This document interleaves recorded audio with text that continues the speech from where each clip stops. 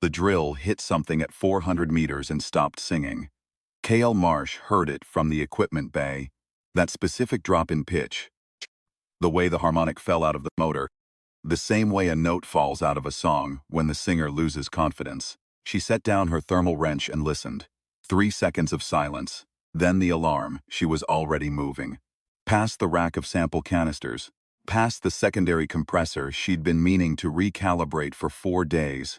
Out through the bay hatch and into the cold gray morning of Vorath 9, where the silver-green grass went on forever, in every direction, and the sky looked like it had always looked like it was thinking about raining and never would. Outside, the Vorath plains stretched to every horizon under a sky the color of old pewter.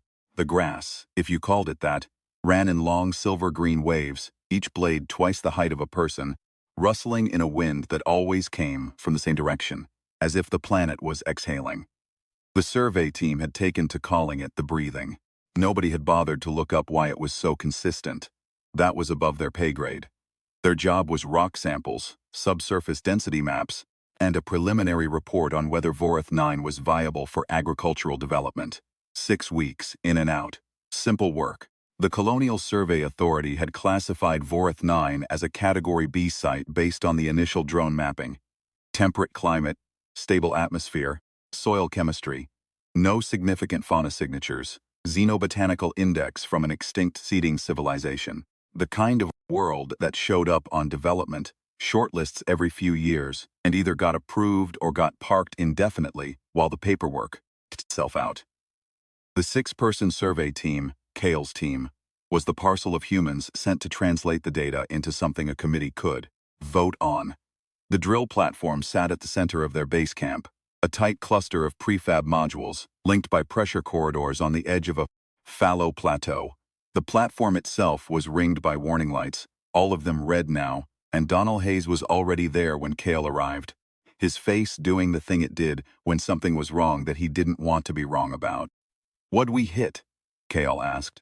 "Nothing on the subsurface maps." He pulled up his tablet, rotated the scan. "It's showing as a void.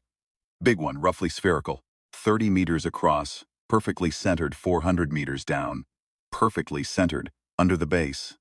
"Yeah." Kale looked at the drill. The carbide head was intact. No stress fractures, it hadn't hit rock. "Pull it up," she said.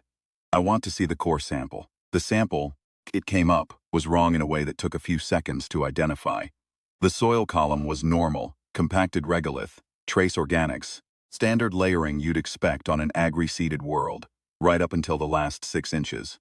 There the material changed. It was fibrous, dark red, almost burgundy, and dense in the way living tissue is dense, with a faint warmth that the thermal sensors confirmed was well above ambient. "Temperature root system?" asked Una Park, leaning over Kale's shoulder.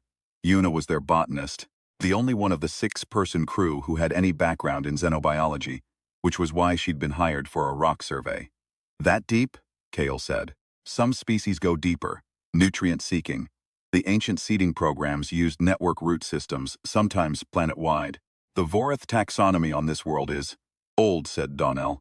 "I was going to say extensive." Una touched the core sample with a gloved finger. "Yes, old."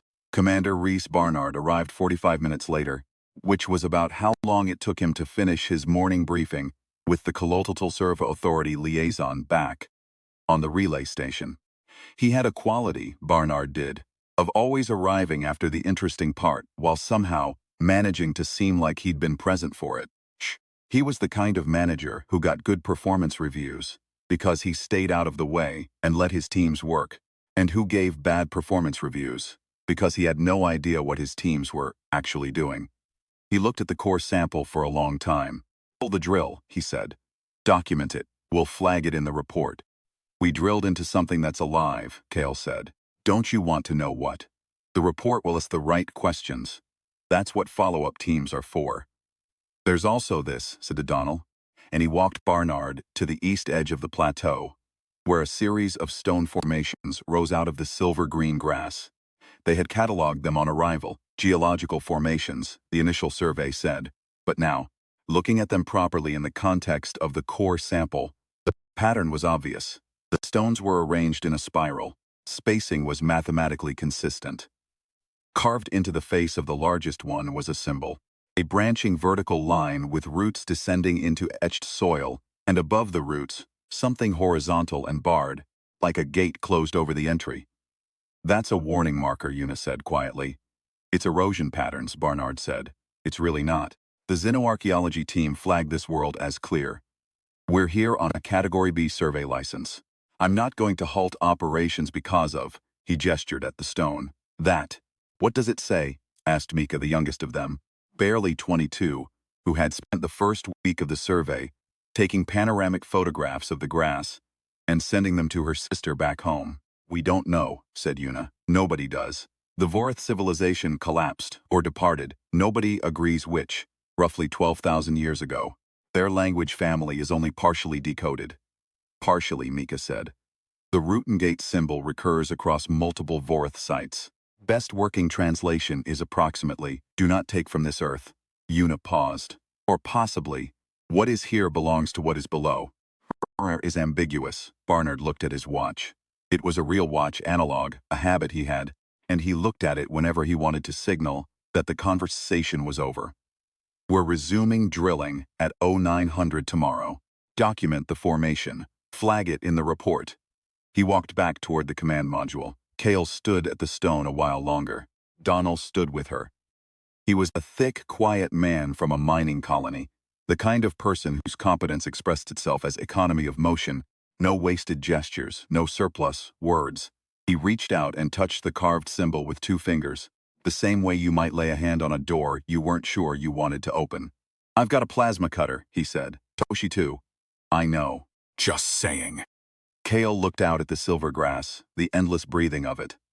The sky above was beginning to darken toward evening, and in the fading light the stone marker cast a long, branching shadow across the plateau. "Yeah," she said. "I know. Toshi Arano kept his plasma cutter in a custom-fitted case that he'd built himself from the hull plating of his first survey rig, back when he was 25 and working nitrogen ice extraction on Callisto. The tool itself was a modified Yablokov Model 9, mid-range industrial, the kind of unit you'd find on 1,000 different survey sites across the colonial expansion. Toshi's was different. He'd rebuilt the focusing array 3 times, replaced the thermal buffer with a higher tolerance unit he'd machined himself, and rebalanced the grip weighting so it sat in his hand like it had been cast for him specifically.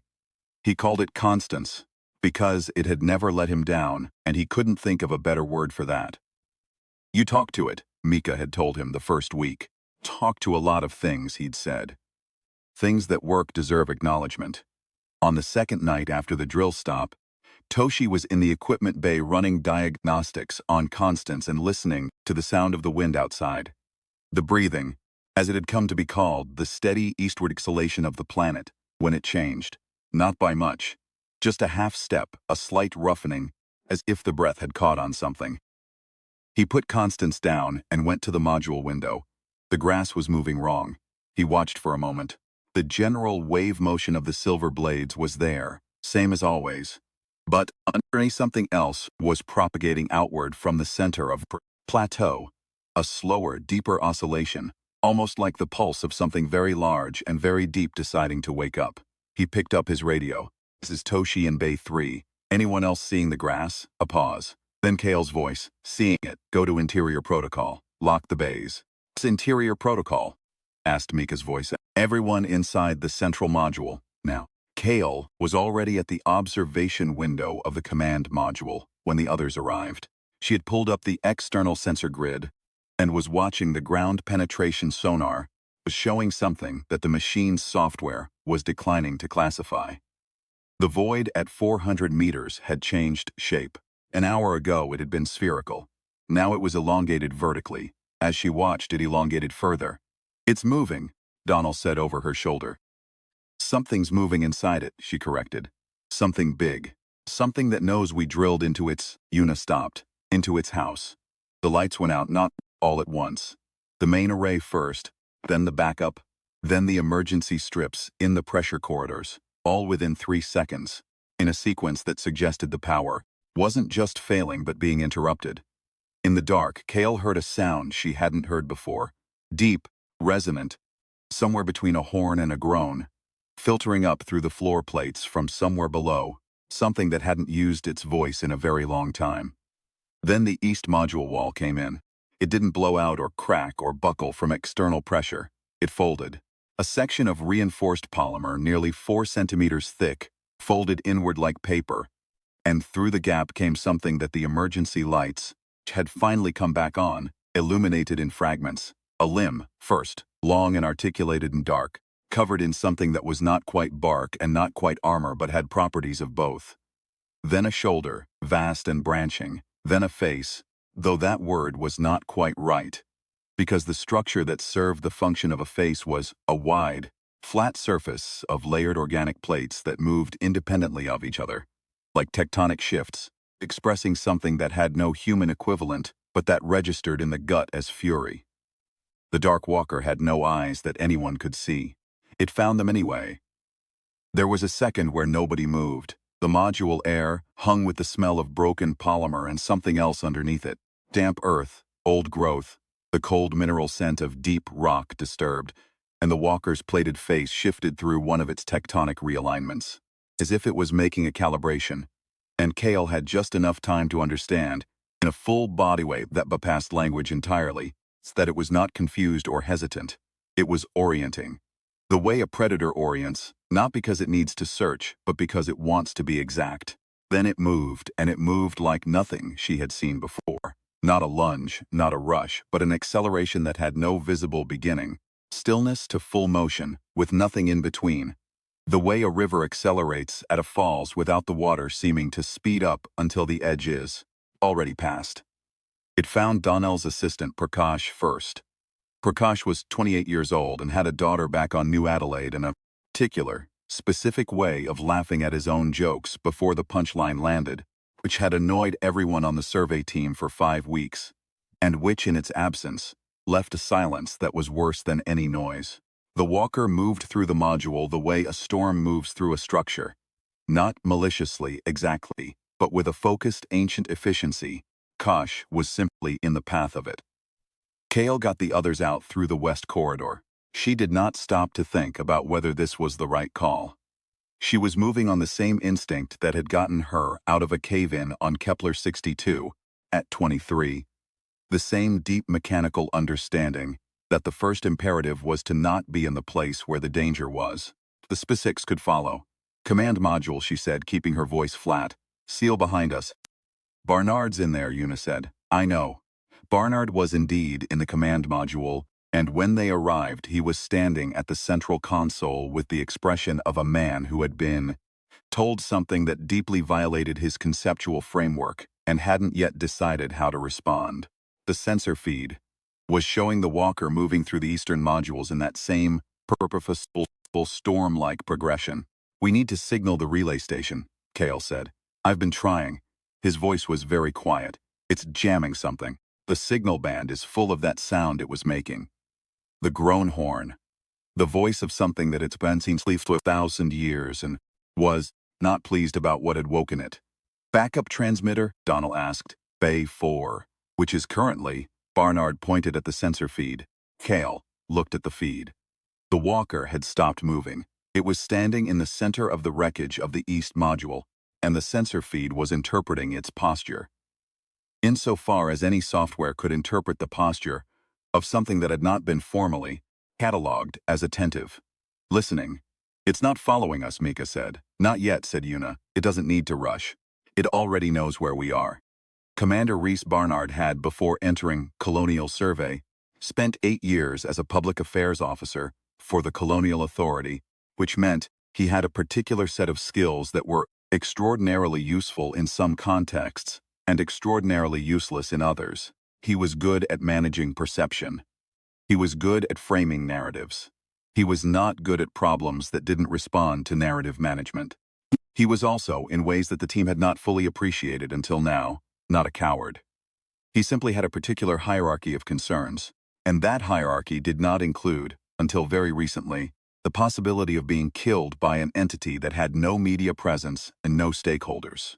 His first instinct in any crisis was to reach for his professional toolkit, the calm voice, the authoritative framing, the controlled release of information. and it had served him well for 20 years. In context where the crisis was other people's perception of events rather than the events themselves. He was learning rapidly that this was a different category of problem. "What does it want?" he asked Una. "To remove us," she said. "That's my best guess.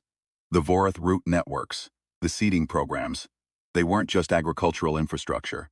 The xenobotanical literature suggests they were living ecosystems, self-maintaining. The wardens, that's the working terminology, warden entities, were part of that system. Guardians activated when the ecosystem was disrupted. So it's a security system, Barnard said. Agency, yes. And apparently a very long dormancy period and a very unhappy wake-up call. How do we turn it off? Una looked at him for a moment. "I don't think you turn off something like this. Everything has an off switch." "Sir," Kale said. "We don't have time for the drill," Barnard said. He had straightened up, and there was something in his voice that hadn't been there before. Not courage, exactly, the specific energy of a person who has found a narrative that works for him. The disruption came from the drill. We stopped the drill. We've removed the disruption. "The drill has been stopped since yesterday," Donald said. "But the hole is still there, the wound." Barnard was already moving to the console. "If we seal the drill shaft, we have polymer sealant in the supply bay. The supply bay is on the other side of it," Kale said. "There must be another way too." The North Corridor seal groaned. Not a mechanical groan.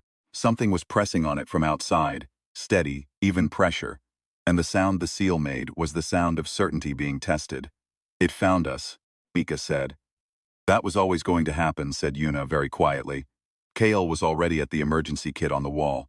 It contained a flare gun, a med kit, 3 liters of emergency rations, and a short-range comm unit that operated on a different band than the main array. She pulled out the comm unit and handed it to Donald. "Find a band that isn't full of that sound," she said. "Any band. Anything that goes out. If I can. If you can." She took the flare gun and looked at the North Corridor seal and thought about the plasma cutter in Toshi's custom case, in Bay 3, and did a set of calculations that were partly geometric and partly something older and less articulable. The kind of calculus that resolves itself not into equations but into decisions. "I'm going for Toshi's gear," she said. "Bay 3 is between us and it," Donald said. "I know where Bay 3 is." "Kale, the flare gun isn't enough. We don't have anything that's enough. There's a chance that a Yablokov plasma cutter, rebuilt by Toshi to a higher tolerance than the manufacturer ever intended, might be enough to surprise something that hasn't had to deal with plasma technology in 12,000 years. That's the chance. I'm going to go get it." She looked at Donald. "Find me a signal." She went through the south lock before anyone could argue. The pressure corridors were narrow, low-lit, and now deeply cold.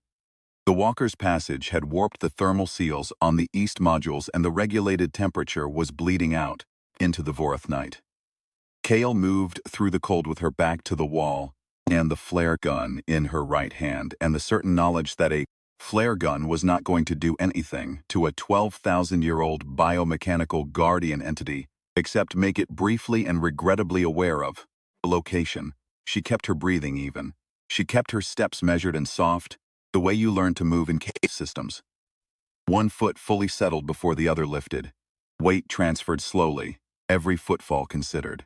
The corridors had an observation strip along the upper curve, a row of small pressure windows out that looked out into the grass, and in the glass she caught her own reflections moving alongside her, pale and determined, which was not a comfort exactly, but was at least something. She passed through the junction between Corridor B and Corridor C, and stopped. Ahead at the bend before Bay 3 something was breathing. The planetary breathing, not that deep geological exhalation. This was rhythmic and close. The ventilation of something large that had recently exerted itself. And it was coming from around the bend, with the casual certainty of something that had no reason to be anything other than exactly where it was. Kale stood very still. In the survey file on the ship that had brought them here, there was a single paragraph about the Vorath Warden entities, derived from the partial xenoarchaeological record. She had read it twice, was twice more than anyone else had. The paragraph noted that Warden entities in the Vorath system appeared to have a detection mechanism based on bioelectrical field disruption, roughly analogous to electroreception in certain terrestrial deep-sea organisms, which meant they were exquisitely sensitive to the electrical activity of living nervous systems, but might have significant gaps in detecting organic materials not really engaged in active neural processing. She took a breath. Then she let it out slowly, the way Donald had once taught her to, before a difficult equipment procedure. Not to calm the nerves, he'd said, to reduce the body's output to its minimum, to run on the lowest possible power. He'd learned it in the mines, where the machinery's was sensitive enough to pick up a worker's elevated heart rate through the vibration of the floor, and where panic could propagate through the equipment and into the rock before it ever reached a supervisor. She held that reduction. Very still, very quiet. The electrical hum of her thoughts pulled back to a single point. The breathing around the bend did not change. She moved. Not fast. Fast was electrical. Fast was neural spike activity. Slow and even, like the breathing itself. Like the grass moving in the consistent wind. Like something that was part of the planet, rather than something interrupting it. 3 steps. 4. Bend. The walker was there. It was larger than it had seemed in the module, because in the module there had been context, walls, furniture, other humans. And here in the narrow corridor there was only the thing itself. And the thing itself was tall enough to be folded at the midsection to fit under the ceiling, which gave it a posture that in a human would read as hunting and in it read as simply natural. The plated face shifted, those independent tectonic movements, and oriented toward her. She did not run. She held the reduction. She let the planet breathe through her. She thought, in the specific corner of her mind that stayed cold even now, about the fact that she was 3 meters from a living artifact of a civilization, 12 millennia dead, something that had been growing in the dark below the surface for all of recorded human history, woken from a sleep longer than civilization itself, and it was looking at her, and she was looking at it, and neither of them moved. Then she stepped sideways, slowly, through the Bay 3 hatch. Toshi's case was on the second shelf. She opened it with hands that she forced to remain steady, lifted Constance out of its fitted interior, checked the charge. 91%. Toshi never let it drop below 90. The walker had not followed her into the bay. She looked back through the hatch. It was still in the corridor, the plated face oriented in her direction, waiting, not attacking. She understood then, with a clarity that felt like cold water, that it wasn't going to kill her here. Not yet. It was hurting. It had been hurting all of them. Breaking through the east module, pressing on the north corridor seal, occupying this corridor, channeling them toward a single exit point, the way a patient, ancient intelligence might drive animals away from land it did not want disturbed. It didn't just want them dead. It wanted them gone. That was the gap. That was the margin. She raised Constance, checked the focus array, Toshi's custom rebuild, the higher tolerance buffer, and fired a test pulse at the wall. The wall vaporized a divot the size of her fist in 0.2 of a second. Good. All right, she said, to Constance, to herself, to whatever was listening. Here's the plan. The plan required Donald to have found a working signal band which she did not know if he had. It required Mika and Yuna to still be alive. She did not know either. It required the walker to behave consistently with her understanding of it, which was based on a paragraph in a file and 40 seconds of field observation in a cold corridor, and it required her to be right about one specific property of plasma arc discharge that she was almost certain of. It was not a good plan. It was the one she had. She went back through the south corridors the long way, not past the walker, moving fast now that she was clear of its detection range. The plasma cutter warm in her hands, and the weight of it exactly right, and she came up to the command module from the service hatch on the floor. Donald was at the console. Mika was pressed against the far wall.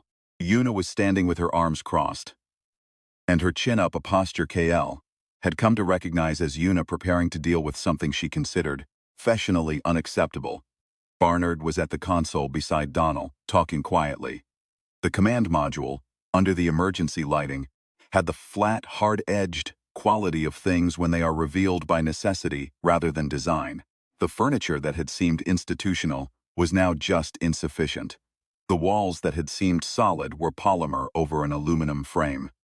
The lock on the North Corridor seal was rated for containment of atmospheric breach, not for something that could fold walls like paper. She laid the plasma cutter on the console and let everyone look at it for a second. It was good to have something to look at that wasn't the sensor feed. "Did you find a band?" Kale asked. Donald looked up. He had the expression of a man who had found a thing, but was not certain the thing was good. "Carrier wave. Old emergency frequency. Colonial survey standard. Pre-relay era. It might get out past whatever the walker's doing to the main band. Might reach the relay station in," he checked the display. 14 hours. "We don't have 14 hours, Mika said. "That's why I also sent it on burst repeat," Donnell said. "Continuous," he paused. "It's not going to help us tonight." "No," Kale said. "Tonight is on us." She laid the plasma cutter on the console and outlined what she'd observed in the corridor. Yuna's expression went from professionally unacceptable to professionally fascinated, which was as much encouragement as Kale needed. "Electroreception," Yuna said. "The bioelectrical sensitivity, it's detecting nervous system activity. Detecting it at close range, yeah. Far range, I don't know. If you're right about the hurting, it wants us out, not necessarily dead. At least not immediately." Kale pulled up the base schematics on the console. The west access hatch opens onto the plateau. The drill shaft is 40 meters northeast of the west hatch. The walker is currently in the North Corridor and Bay area, between us and the drill. "You want to get to the drill shaft," Barnard said. "I want to seal the drill shaft. Not with polymer, that won't do anything. But a plasma cutter running at full focus on the collar." She looked at Toshi's custom-built Constance. "It'll vitrify the surrounding rock. Seal the breach better than anything we've brought. Remove the wound, like you said." Barnard was quiet for a moment. The narrative had found him again. She could see it, settling over him. "And the walker? The walker is on the other side of us from the shaft. If your team creates enough neural noise from inside the module, loud talking, movement, lights on every band, it should hold its attention. While I go out the west hatch and around." "That's," Mika started. Kale said. "I know what it is. You'd be outside, in the grass. In the dark." The breathing. The silver-green waves moving in the consistent wind, and under them the deep pulse she'd seen from the window, the sub-oscillation of something enormous below the surface. She thought about that for a moment. The scale of what grew below them, the root network that stretched under this entire plateau, and possibly further, woven through the rock like a second geology. Old and alive and interrupted. "4 of you in here making noise," she said. "The west hatch has a manual seal. You lock it behind me. If I can get to the shaft and vitrify the collar, maybe it reads the wound as closed. Maybe it has enough reason to stop. And if it doesn't," Donnell said. "Not a question. Then we've got a sealed module, 14 hours until the relay station potentially gets our signal. Plasma cutter." She picked up Constance. "I'll take the outside odds." Donnell looked at her. She knew that look. She'd seen it on mining crews, on ice extractors, on the people who worked the hard edges of the colonial expansion. It was the look of someone deciding whether to argue or to trust. And he knew as well as she did that the argument wasn't available, because the alternative was staying put and waiting to be herded to death. He passed her the comm unit. "Channel 12 is clear. I'll stay on it." "Good." She checked Constance's charge, still 91. She hadn't fired it since the test pulse in Bay 3. "Good." "Kale," said Mika. She looked at the young woman, 22. The panoramic grass photographs. The sister back home. There was a kind of fear on Mika's face that was almost clean, because it hadn't yet been refined by experience into the denser, more specific fears that came later. And underneath the fear, something else. The particular stubbornness of someone who had decided to be present rather than absent at the moment that mattered. Since arriving on Vorath 9, Mika had photographed every sunrise from 3 different angles, named 4 of the local rock formations after her childhood pets, and learned to say good morning in what she had worked out was the most likely phonetic structure of the Vorath language, based on Yuna's partial translations, which Yuna said was both linguistically unsound and genuinely touching. She was the kind of person who found the living detail in everything and held onto it, not sentimentally but with a specific, deliberate attention, as if she understood at some level that the living details were what made any of it matter. She'd been terrified for the past 4 hours. She hadn't made it anyone else's problem. "I'm not a complete goth girl," she said, which was not what Kale had expected. "I mean, I wear the black. But I'm here because I actually like living things." She looked at the sensor feed, where the walker's movement pattern had settled into a slow, attentive pacing near the North Seal. "That thing out there, it's alive. Like, really alive. 12,000 years of alive." "I know," Kale said, Mika paused, "don't break anything else while you're out there." It was the right thing to say, for reasons Mika probably hadn't fully calculated. It made Kale's shoulders drop about a centimeter, was all the room she had. "Make it loud in here," Kale said. The Vorath night was cold and immense. She came out the west hatch at a crouch, moving low into the silver-green grass, and the blades closed around her immediately. 2 meters tall, soft and fibrous, and full of that sub-oscillation, that deep pulse, which was stronger outside the module than it had been through the walls. She could feel it in the soles of her boots and in the bones of her lower legs. The planet was awake in a way it hadn't been yesterday. The grass was silver in the thin light from the base's exterior floods, and it moved in the breathing pattern around her, the long, consistent, eastward exhale.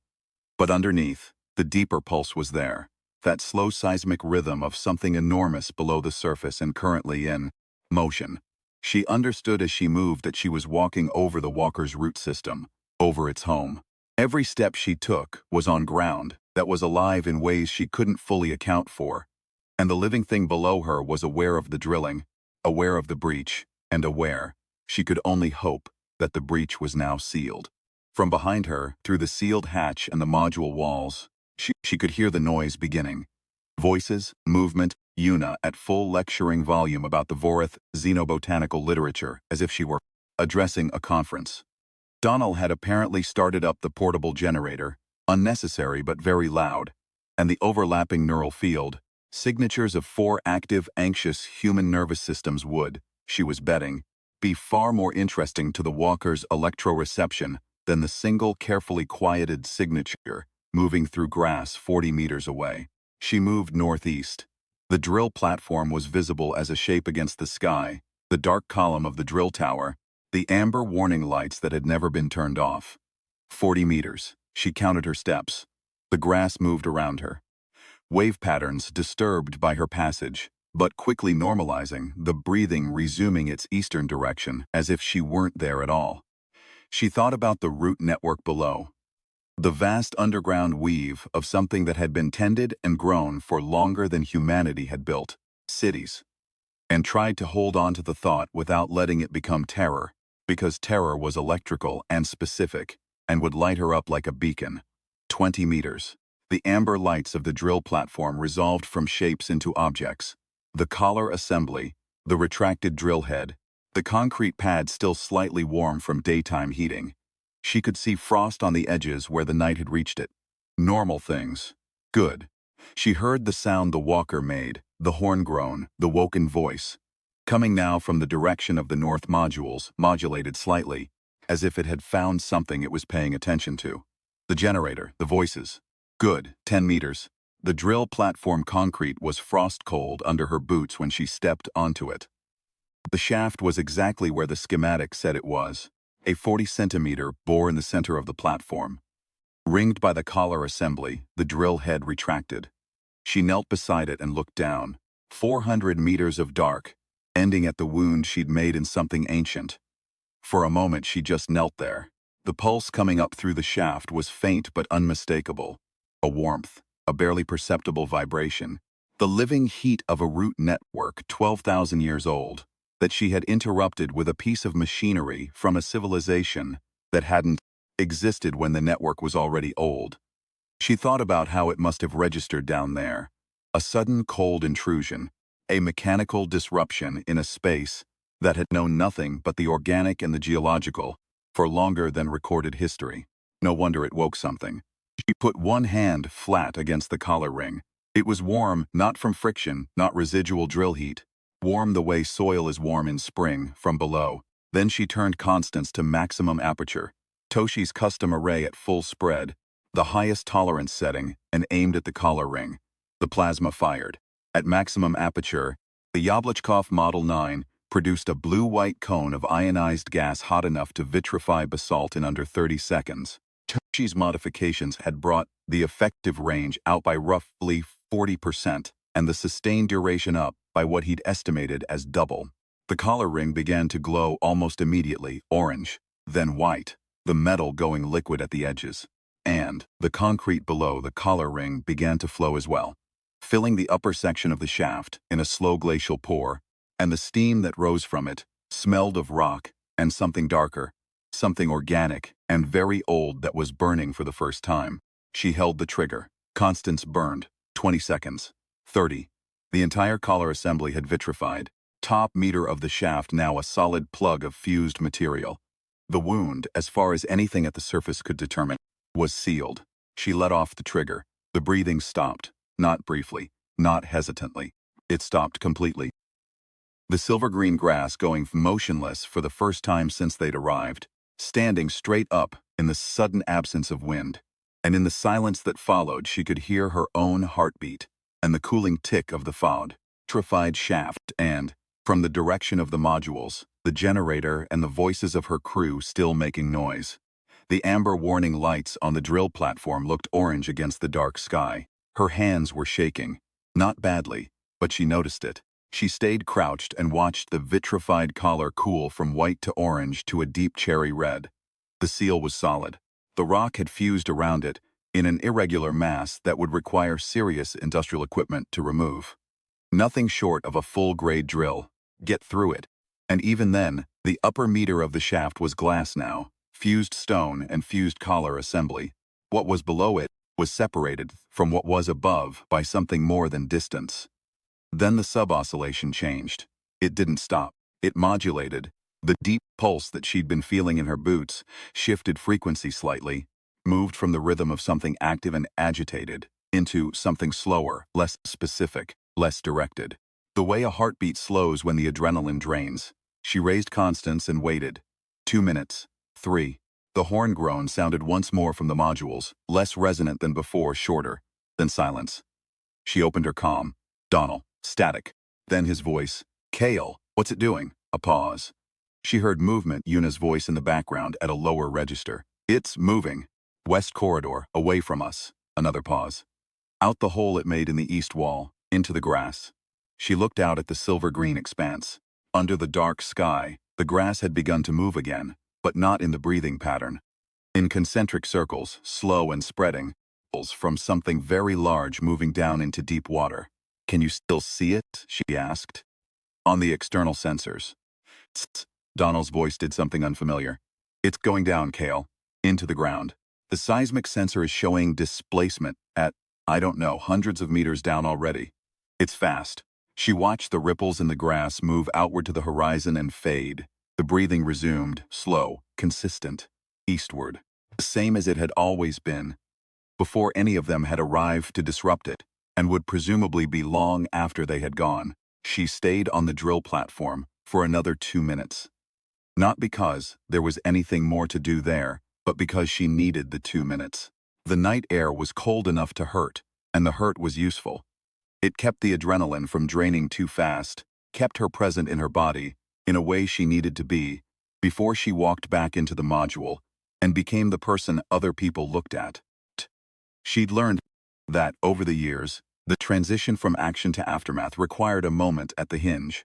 A few breaths where you were neither. The vitrified shaft collar was now black, fully cooled, fused into the concrete surround. It looked like it had always been there, she supposed. In a few decades it would be just another feature of the rock, just another layer in the geology of a world that had been laying down layers for longer than anything she could hold in her mind. She picked up Constance, tucked it under her arm, and walked back toward the west hatch.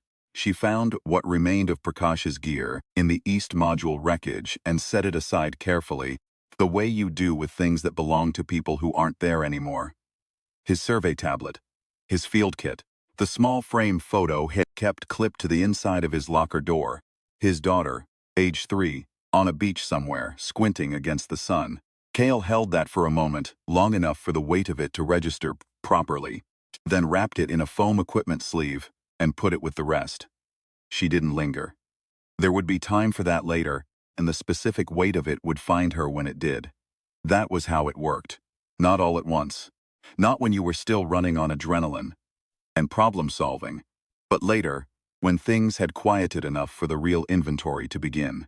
She'd taken that inventory before. She'd take it again. Barnard was at the console when she came back inside, and he was doing something she hadn't expected. Writing. An actual account, not a report. She could tell from the way his shoulders were set, the focus that had replaced the narrative management expression. He had seen something tonight that had gotten past the PR reflex and touched something harder underneath. I sent an addendum on Donnell's burst signal, he said without looking up. Personal statement, commending the planet be reclassified as a protected xenobiological site. Full Vorath heritage status. Kale set Constance down on the console beside him. That's above your clearance level. Yes, he kept writing. They can override it. Probably will. He paused. I want it on record. I want the record to include a person who was here and knew what it meant. She looked at him for a moment. She had misjudged the depth of what was underneath the management reflex. That happens sometimes. The shell was the first thing you saw, and sometimes it was the only thing, and sometimes, when something broke it, what came through was better than you'd expected. It'll matter, she said. He didn't look up. It should. She looked at the sensor feed. The walker's seismic signature was still visible. Distant now, a faint ripple moving deeper and further south, back toward the center of the root network. Una had pulled up everything she had on the Vorath seeding programs and was cross-referencing the warning symbol translation with the sensor data, talking to herself in the focused, slightly manic way of a scientist who has just been handed more data than she was prepared for. She was making notes in 3 different documents simultaneously and occasionally laughing quietly, which was the sound of someone recognizing that they had just received the professional gift of a lifetime, even if the context had been personally terrifying. Mika was sitting with her back against the module wall, arms around her knees, eyes open and steady. The fear was still on her face, but it had been joined by something else. The something else that comes when the moment has passed and you are still in it. She was already composing something in her head. Kale could see it in the particular stillness of her expression, the way she was looking at the wall without seeing the wall. She'd write to her sister, probably.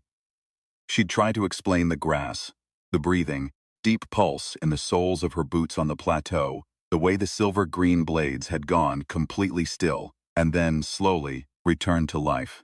Some things didn't translate fully. Some things you had to have been standing on the ground for. Donnell sat beside Kale.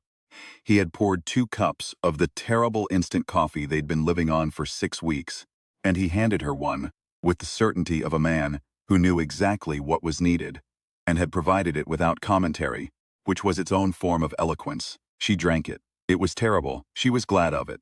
14 hours, she said. Give or take. You think they'll send a rescue team or a follow-up survey crew? Donnell considered this. Probably both, in the wrong order. Yeah. She looked at the grass moving in the morning light that was beginning to come up in the east. The consistent silver-green waves, the breathing. We should document everything before anyone else gets here. All of it. The marker, the root sample, the walker's behavior patterns. Una should lead it. Una's already documenting it. Of course she is.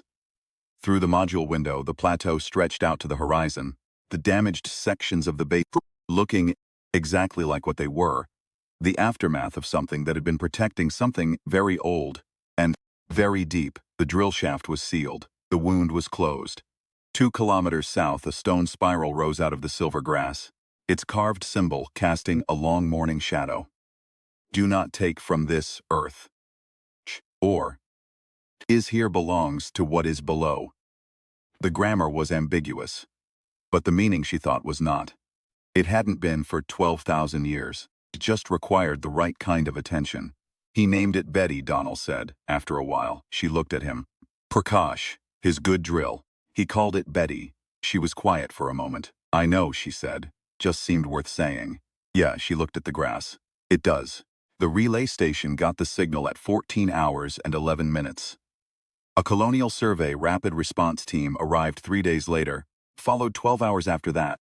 by a full xenobiological assessment team led by a researcher from New Cambridge who had spent 20 years studying incomplete Vorath language fragments, and who, when she saw Yuna's field documentation, sat down on the ground in the middle of the base and did not get up for a long time. The planet was reclassified. It took 6 months and 3 levels of colonial authority review. But the Vorath heritage designation went through, and with it a full research protection order. No further drilling, no development. A small, permanently staffed monitoring station. 6 people, rotating annually, because the xenobiologists argued that the warden entity would need ongoing observation, and because Yuna's report specifically recommended human presence as a deterrent to future accidental disruption. Kale Marsh was offered the posting. She turned it down. She took a 9-month contract on a mineral survey of a confirmed dead world in the Lakai system instead. No life signs, no seeding history, rock all the way down. She and Donald went together. Toshi had a standing offer from a terraforming operation on Proxima Centauri B that he'd been putting off for 2 years. And the night before they left Vorath 9, he sat in the equipment bay and cleaned Constance methodically, the way he always did. Each component wiped, checked, replaced, until the tool was in exactly the condition it would need to be in next time. Whatever next time turned out to be. 94%, he told Kale, showing her the charge indicator. Higher than when I started, weird. She looked at the indicator. Plasma discharge on vitrified rock organic compound can sometimes cause charge feedback through the focusing array. If the organic material in that shaft had a high enough mineralization index. You just want to believe the planet said thank you, Toshi said. She thought about it. The walker going down into the dark, the sub-oscillation settling, the breathing resuming. Maybe, she said. Works for me. He closed Constance's case with the particular care of someone accounting for something important. Works for me. The monitoring station was completed the following year. They built it around the stone spiral formation rather than away from it. Required some creative engineering, but which the lead architect insisted on after reading Yuna's field report, because the formation was now considered a Vorath cultural monument of the First Order. And also because, as the architect said at the review meeting, just seemed right. The sign above the station's main hatch, placed there by the first permanent crew as a kind of operational philosophy, was translated from the Vorath symbol on the standing stone, using the most recent linguistic analysis, had finally resolved the grammatical ambiguity that had troubled the earlier translations. It read, "What grows below remembers what happens above." Not a warning, exactly. More a statement of fact, from a civilization that had built 12,000-year memories into the living rock of a dozen worlds, and trusted that eventually someone would come along who was curious enough and stubborn enough and alive enough to the weight of what they found to understand what it meant. The Vorath had been optimistic in that regard. Then again, given enough time, and the right kind of attention, most things that were wrong eventually found their way to being right. The root network below the plateau was still growing, slowly, the way it had been growing for 12 millennia, extending its reach through the dark and the rock, tending itself as it always had. Kale Marsh in the Lakai system, drilling into the confirmed dead rock of a world with no history and nothing below the surface that had ever been alive. Sometimes still felt, in the soles of her boots, the faint memory of a pulse. She had learned by then to listen to it.